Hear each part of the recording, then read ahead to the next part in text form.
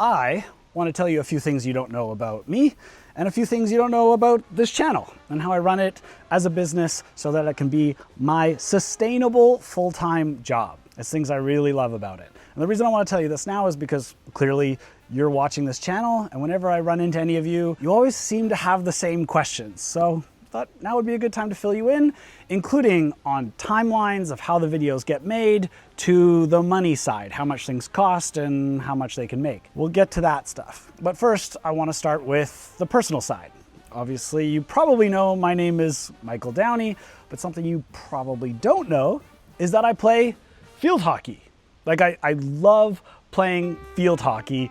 It's, yeah, a hobby. I play it recreationally, but I played in an international tournament in Singapore a couple of weekends ago. And last year, we took the team to the division championships and won, and we've now moved up into a harder league, which is more fun. So that's how I like to spend my free time. In fact, so much so that I flew back early from one of my trips, a day early, so I could get back in time for the game. And I think I have a picture of me having come straight from the airport with my luggage, but I didn't have any of my field hockey stuff, so I had to borrow it all from others of the team. That's what I like to do. Now, the next thing you might know about me, but you might not, depending on when you started watching the channel, is the fact that I am married to Nicole.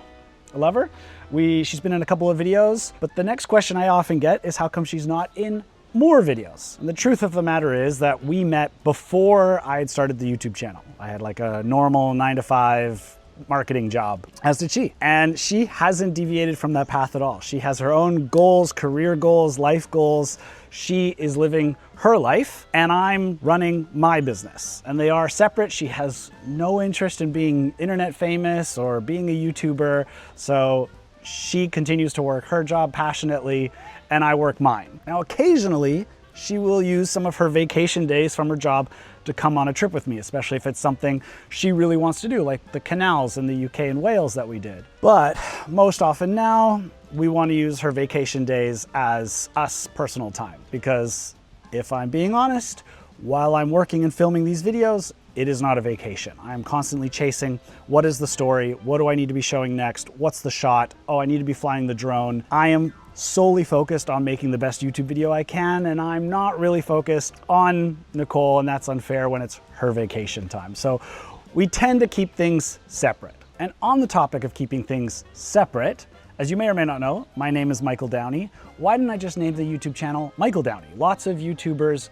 name their channel after their first and last name. But I wanted to keep my personal life and my business life separate. So I decided from that point forward, the YouTube channel would be business focused and my personal life would be with Nicole and time at home and time with friends and time playing field hockey. And so that's when I came up with the idea to name the channel DownieLive instead of Michael Downey. So to sum up, will we see more of Nicole in the videos? I'm sure we will down the road, consistently, infrequently, let's say. Now, what you see when you're watching the videos is the fun stuff, the highlights, and it's edited together to look like the best time possible so that it's entertaining for you. No one wants to watch us sitting around and just waiting at a train station.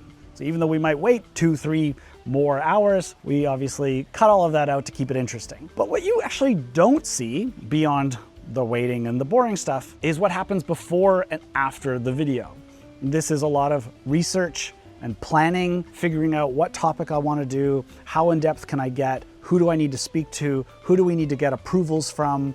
This is for the videos that tend to go a little bit more behind the scenes, like riding with Jono in an Australian road train. We have to find a truck driver that will let us come in their cab with them for 5 days across Australia and kind of do some due diligence to make sure they're not going to kill me. Jono obviously did not. I hope to film with him again. Now, some videos and topics require even further approval. These are things like riding with the Canadian Coast Guard, where I have to get Canadian government approval and go through a chain of command to find out who can approve this, as well as get the appropriate background checks completed. In fact, one of the requirements to ride with the Canadian Coast Guards was that they could only work with approved production companies for television, which meant that when I got my TV show approved for a Canadian network in British Columbia, that is what allowed me to cross that final threshold to work with them. A number of years ago, one of the videos I wanted to make was going up top a crane, and it required that I have a safety course certification.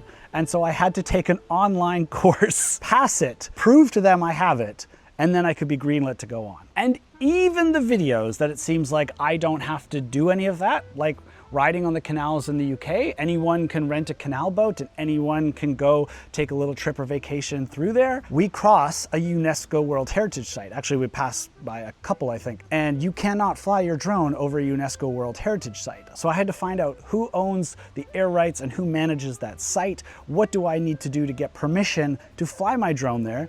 It required proof of my Canadian drone operator's permit, as well as getting liability insurance so that in case my drone hit something and damaged it, insurance would cover it. And then I was approved to get the permits to fly there. All of these things take time. And the reason I do it is because I know that anything I make will end up on the internet and can be ripped apart in the comments or by professionals online.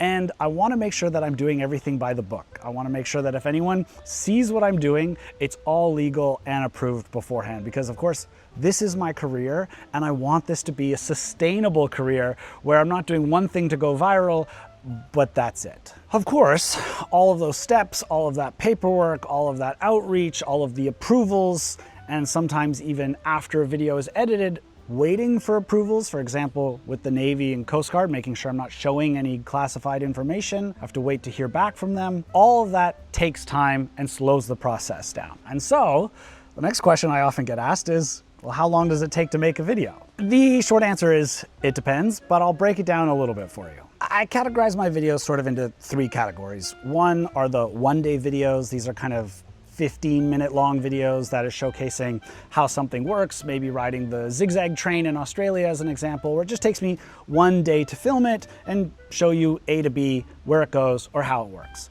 The second category of videos are the multi-day videos. This is sort of riding with Jono in a road train for 5 days across Australia or 8 days on a luxury train in Vietnam. And the third category of videos are the big series. Think of Downie Express, things that take 3 weeks to film, going from the Arctic to Africa, and the huge amount of time to put that together. So let's start with the first category, a single day shoot. I might come out of it with 4 hours of video footage. Maybe there's 2 cameras. Maybe I shoot predominantly with my main camera, and then maybe there's some drone footage in there as well. And we can go through that 4 hours of footage, edit it down, add in voiceover and story, and that could be done in a week, possibly 2 if it's a bit more in depth or includes a lot more elements to it. The multi-day trips, let's take the road train or the canal series as an example. They're 4 or 5 days to film, and I'm filming with 4 or 5 cameras at a time. So in the case of Jono, we have a GoPro on his side of the windscreen, a GoPro on my side of the windscreen to film me. We have a GoPro facing forwards, kind of like a dash cam to show what's happening. We have a drone, and then we have my POV camera in my hand that I can film things out the window specifically as they go by. Same with the canal. There's a GoPro on the front of the boat, a GoPro at the back of the boat filming us, there's my POV, and there's a drone. So at the end of a shoot, we're coming back with multiple cameras filming for multiple days. We realistically could have 12 to 16 hours of footage that we have to line up, link up, sync the audio, and then start to go through it and cut out what's boring and keep what's interesting. And 16 hours is essentially 2 8-hour days of work just to go through and see what we have. And then from there, of course, I'm scripting the voiceover and building the story, and we're building scenes and editing those scenes and finding music, and that all takes a long time. An edit like that, Jono Road Train, takes about a month. And that doesn't include the pre-research, outreach, planning, or travel days. I mean, filming with him is 5 days, but it took a day and a half to fly there, a day and a half to fly back, and another half day in Australia to move around so that I could fly back. So we're looking at about 8 days for one video, which if you do the math, there are 7 days in a week, and if it takes 8 days to film a video, that answers your question right there of why I can't put out a video a week. And I think in 2025, we put out 2 videos a month or 26 videos, so a video every 2 weeks. That's because those 8 or 9 days of filming and travel doesn't include weekends for me or days off. It doesn't include the research and planning and editing as well. And I should say, I'm really happy with all the editing Andrew and Kyle have done this year. Andrew's actually stepping away at the moment to focus on his own media company. So it's just Kyle and I at the moment, but we do use Nebula Studios for the big projects like Downie Express. Obviously, Downie Express is a much bigger project. It's a multi-episode series. It takes 3 weeks to film. Arctic to Africa took 3 weeks. Europe to Asia also took 3 weeks. That is just filming every single day. On top of that, we come back with dozens and dozens of hours of footage that we have to go through and not just make a single episode with a story arc. We have to have a story arc for that episode, but also an over-encompassing story arc, which means I have to go through all of the footage to find the story and script the voiceover to make all of it connect and feel cohesive. It takes a long time. Honestly, Nebula did a really fantastic job, and I'm gonna bet it probably took a little bit less than a month per episode, but these episodes are in the 45-minute, 50-minute ballpark range. They're long and they take a lot of work. Now, before we get to the money side of the business, yes, I've answered the question of how long it can take to edit a video, but let's look at the bigger picture of timelines on the channel, because I think this is interesting and this is something you don't know about or hear about, but you might notice specifically when there's an event-based video. Let's take the Monaco Formula One race. That video was filmed in May when the event took place, but the video didn't come out until early December. What's with the 6 to 7 month delay? Well, in April, I filmed Downie Express, 6 episodes of Europe to Asia. Then I went to Switzerland for a few weeks. Then I went to Monaco to film that race. Then I went to Italy, and then I came back home. Anyway, that's all to say, we didn't even start editing Downie Express until probably June. And then it took 4 months to edit. We started airing it in April and it finished airing at the end of September, and we were editing it, the final episode, right up until we aired it. So that meant we were editing June, July, August, September, 4 months for those 6 videos. Then we could start in October editing the Switzerland videos, which had to go out in November, and then we could start editing the Monaco video in November to come out in December. And also, as soon as you're done the video, it's not ready to go out. We have a sponsorship integration to make sure we can pay for it. Something like going to Switzerland, Monaco, Europe to Asia. These are very expensive trips that require trains, planes, hotels, food, tickets, rental cars, etc., etc. And so sponsors, which we'll get to in a moment, are a very crucial part of the channel. I couldn't do it without them. But they do have some requirements of what's included in that segment that we have to go back and forth, make changes, get approved, and then that video can go out. So that's to answer the question of how long does it take to make a video? I guess the answer is kind of 7, 8 months at the longest, The shortest period to put out a video is probably this one. This video is going out today, but I filmed it yesterday. It's the evening here, and it'll go out in the morning, the day you're watching it. I just wanted to put out something for you at this time of year to get to know each other. I thought this would be a good fit. Now, all of that brings us to the money and sponsorship side of the business. Now, before we dive into that, I want to be able to explain it clearly. So let's do the sponsorship segment now, and then when we explain it, it'll all make sense. So this segment is sponsored by Anker. And so I want to thank Anker for sponsoring this trip and frankly for powering my journey. Because the most annoying part of traveling is that every time you cross the border, there are new outlets to deal with. But this time, I only had to pack one. This is the Anker Nano Travel Adapter. I have traveled to 50 countries, and being able to pack one travel adapter that is this small makes my life so much easier. It's an ultra compact, all-in-one adapter that fits plugs for the UK, Europe, the US, basically over 200 countries. And the 5-in-1 design is a total game changer. Plus, it's tiny, barely takes up any space in my backpack. Of course, sometimes you don't have access to an outlet, especially on long travel days, which is where my second travel essential comes into play, the Anker Nano Power Bank. It's super compact with a built-in retractable cable, so I don't need to search for cords or carry extras. And it's not just about portability, it's powerful too. This one has a 10,000 mega amp hour capacity, up to 45 watts charging, and can power 3 devices at once. I especially love the smart display because it tells me battery and power levels, so I always know when it's time to recharge. With these two in my bag, I never have to worry about power. So for your travels this year, make sure to check out the Anker Nano series. All the links are in the description down below. and thank you to Anker for powering my journey. Now, as every YouTuber will say, we obviously vet the sponsors we work with first. We make sure that they're actually a sponsor we use, actually a sponsor we want to put our face in association with, and I feel really strongly about Anker and all the sponsors that I work with. And honestly, the survival of this channel would not be possible without them. Okay, so what actually makes up the revenue of this channel? Well, as we talked about, sponsorships is the number one. Couldn't do it without them.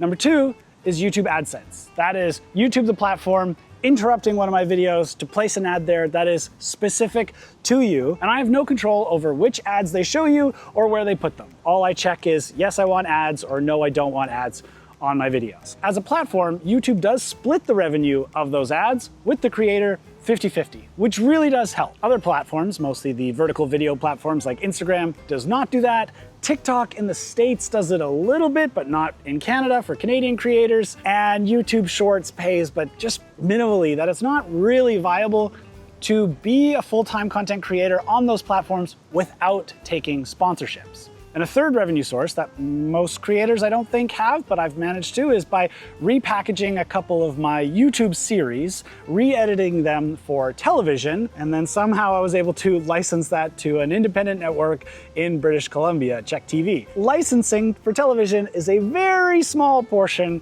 of the revenue of this channel. So why am I telling you all this? Well, I want you to understand that every single video that you watch by your favorite creators on this platform is making them so you can watch the videos for free, but it's not free for them to make them.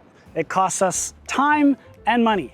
Even if I get to do an experience like riding along with Jono in a road train, he's not charging me to ride along with him, but I'm paying for flights, motels, food, and the editing afterwards. And unfortunately, my landlord won't accept exposure as a form of payment for my rent. All right, I think you understand that it's really fun to make these videos, but that it's slightly more stressful to make sure it's a sustainable career and business. So let's end this with some more fun personal Q&A questions. How do you balance personal life versus work life? Well, this goes back to my life with Nicole. I think over the last 2 years, I traveled about 6 months of the year for the last 2 years. That means I'm away a long time. So Nicole and I have tried to set a limit of being away for like 2 weeks maximum at a time. But of course, when I get an idea that's big enough and good enough, I kind of break that rule a little bit. Like Downie Express, when I'm on the road for 3, 4, actually the longest period I was away in 2025 was a 5-week period without coming home. I don't like doing that, but then I'll be home for a long period of time. So I'm trying to be better. I'm trying to travel a little bit less and be very specific about my time. I will add that to balance work life, I don't ever really stay in the countries I'm in much longer. Like I don't enjoy a vacation there afterwards because I just want to get home to spend time with Nicole again and play field hockey too. Nicole and I do go on personal vacations together. Why don't you list prices or itineraries? That's a good question. I purposely don't list prices in the videos. I don't want to tell you how much a train costs because you might be watching this video 2, 3, 4 years down the line and the prices have changed completely. Especially things like Amtrak or commuter rails around the world.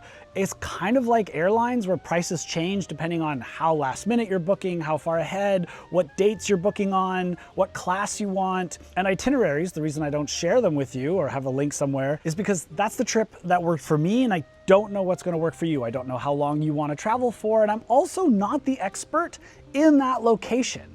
I wouldn't make a travel guide to Monaco because I've been there one time. I like to think that my videos are better to inspire you to want to take the trip, and not even specifically that trip, like not going to an F1 race in Monaco, but maybe choosing to go to an event somewhere in the world of some style that interests you. I see myself more as an inspirational or aspirational channel rather than specific guides. There are many, many creators that do a much better job of that than I do, and I don't try to be an expert in that space, so that's why I don't share that. If I'm really honest, when people ask me how do I describe my channel, I say transportainment, meaning I make entertaining videos about transportation, but not guides and price details. All right, 2 more questions. Are there any technical proud moments I have? Yes. Over the last few years, probably 2 years, you'll notice that my transition from night to day has progressed. I want to keep that moment in the video really fast. I find that going to night and saying, good night, see you in the morning, and then waking up in the morning going, good morning, let's start our day, tends to be a slow point in the video, and also nighttime signals a completion of a day. And that's a point where you as a viewer might go, I get it, he's doing this, I'm gonna switch off, or I'm gonna watch one of the other videos that YouTube is recommending to me. That's totally fair. So I try and speed up that process as much as I can. And one of the moments I'm most proud of, that I've done numerous times now, is by taking the same shot at night as I do again the next morning to get a really nice crisp transition. And this one in the recent Kia through the Canadian Rockies video is so spot on with us walking in front of it that I swear people are gonna start thinking it's AI. So I wanted to tell you about it, but I've done it in numerous videos, sometimes even by drone. This one was done by drone. I just love that it snaps you from night into day so seamlessly and keeps the story moving without this whole good night, good morning shenanigans. Okay, and the final question I get asked is, what is your favorite trip? And the kind of easy answer I always give is my next one. Because it's true, I'm always excited about the next video. I always have an idea in my head or a project on the go, something I'm very excited to make happen and bring the video. So that's the easy answer. But the short, or the longer answer I should say, is any video with family and friends. It's just so good to be able to spend time with them and do this for a living. But from a professional standpoint, there's a number of videos that I'm very proud of because I was able to overcome hurdles and make happen, such as riding along with the Canadian Coast Guard or the Canadian Navy. And then one particularly soft moment for myself is when I was chosen by Red Bull to go and be a part of their Dakar crew. That to me was something that small channel Mike, DownieLive, when he had 80 subscribers, aspired to be one of the big YouTubers chosen for these kinds of events. And they flew me business class. It was the first moment that I felt like my channel and myself as a professional was seen and taken seriously enough to do that. That meant a lot. That meant I was on the right path. And then of course, the big series that I've taken on, when you just have a crazy big dream, a big idea, you don't know if it's possible or how to make it happen or who's gonna pay for it, how you're gonna do it, and then you just go do it. And DownieLive travels by train and Downie Express. You achieve taking the train from the Arctic Circle all the way to Africa, and then DownieLive travels by train. Our team, in-house, the editors, we converted it to television and licensed it for TV, and it's now been watched in 3 different countries. And it's all because I love doing this so much. I can't stop talking about it, which is why I wanted to have this video to talk about it with you. I really, really appreciate you watching the videos and supporting me over the years, because it has been what's made this possible and for me to keep doing it every single week. So to you, thank you. It's been 9 years on YouTube as DownieLive, and I've loved every minute of it. Well, that's maybe not true, but there's been some stressful moments. Maybe we'll save that for another video. As I always say, I don't know where I'm going next. I don't know what's gonna happen, but I know I want you there with me. And so I guess I'll see you next week. I can't say I'm taking the Christmas holidays off, so we're gonna put together the Downie Express series into a super compilation with the whole series in one video for you to enjoy over the holidays. I'm gonna take a break, but I'll see you in the new year.